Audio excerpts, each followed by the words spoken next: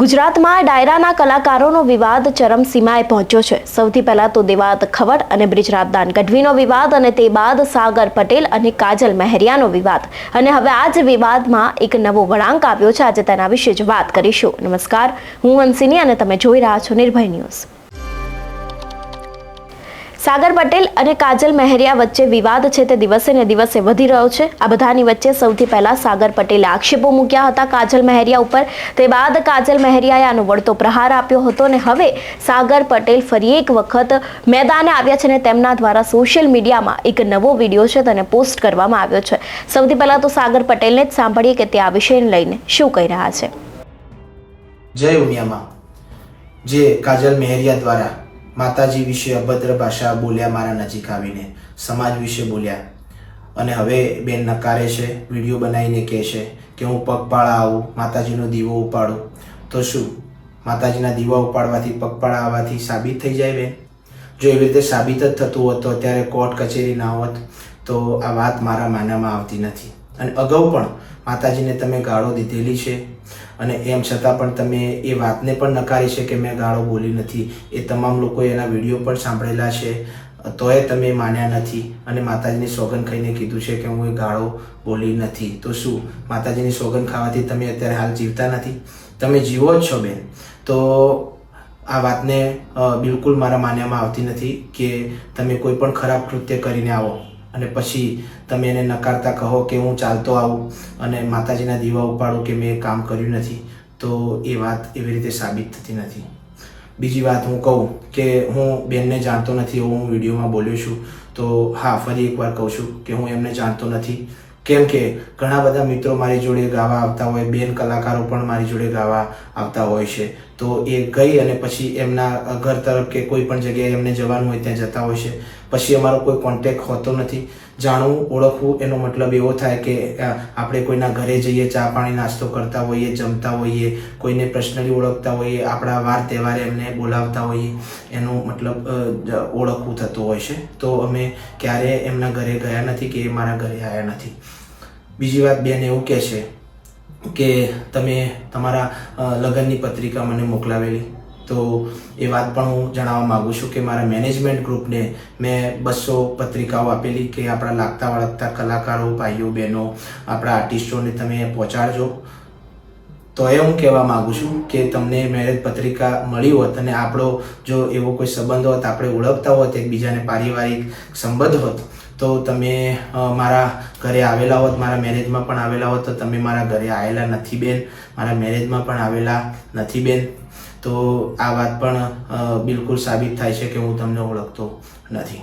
પછી તમે કહો છો કે બર્થડે પાર્ટીમાં હું મને બોલાવેલી, તો એ વિશે પણ હું કહેવા માગું છું કે એ બર્થડે પાર્ટી એ સરપ્રાઈઝ હતી મારા માટે।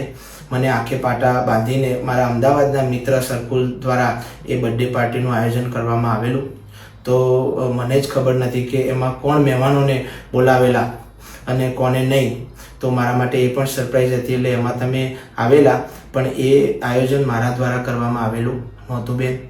અને તમે ફરી એકવાર એ વિડીયોમાં એવું કહો છો કે તમે તમારું કરો ને મને મારું કરવા દો। તો બેન, હું આજ સુધી કોઈને નડ્યો નથી, હું મા ઉમિયાનો ભગત છું, હું કોઈને નડવા પણ માગતો નથી બેન।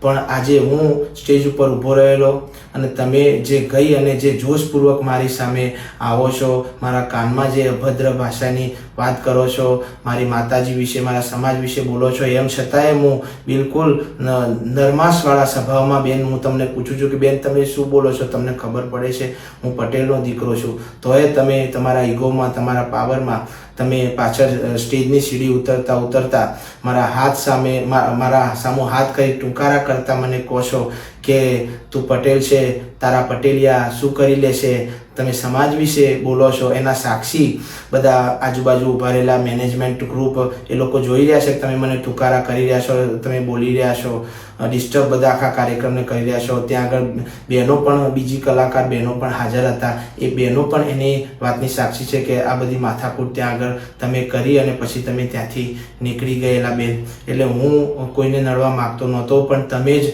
આ રીતે મારી જોડે અને સમાજ વિશે બોલી અને ખરાબ અપમાન મારું કરે કરેલું, સમાજનું પણ અપમાન કરેલું છે બેન. અને તમે પછી એવું કહો છો કે તમે જીવો, મને શાંતિથી જીવવા દો, અમારો સમાજ, અમે બધા શાંતિથી જીવવા દેવાવાળા છીએ, અમે કોઈને હેરાન કરવાવાળા નથી, અમે બધાને સપોર્ટ કરવાવાળા છીએ બેન.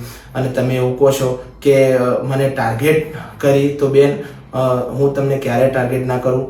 મારો સ્વભાવ એવો છે કે હું દરેકને સપોર્ટ કરતો આવ્યો છું અને મારા સ્વભાવમાં બિલકુલ ઈર્ષા ભાવના ક્યારેય કોઈ કલાકાર માટે નથી, તમારા માટે પણ નથી.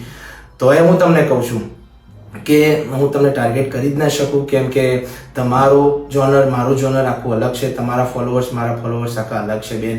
હું માં જગદંબા, ઉમિયા, માં ખોડિયાર, જગદંબા, માં આદ્યશક્તિના ગરબા ગાવાવાળો એક ભગત કલાકાર છું, સમાજની ગૌરવ ગાથા ગાવાવાળો એક કલાકાર છું.